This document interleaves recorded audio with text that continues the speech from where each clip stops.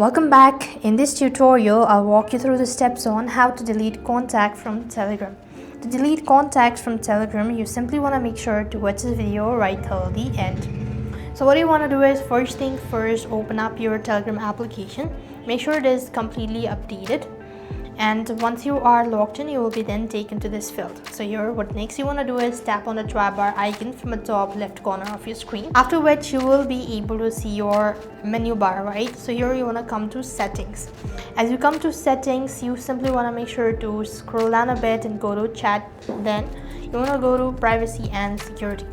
After you've gone to this section, what next you want to do is you want to come to this section, or you just want to simply scroll down, and here this section is contact, right? So you want to make sure to toggle the button for sync contact. Once you do this, you could also make sure to suggest frequent contact. You could toggle this button as well, and once you've actually done it, so you'll have successfully deleted contact from Telegram. So that is how it works. I hope the video was helpful. Make sure to like, share and subscribe to our channel. Thank you for watching. See you in the next video.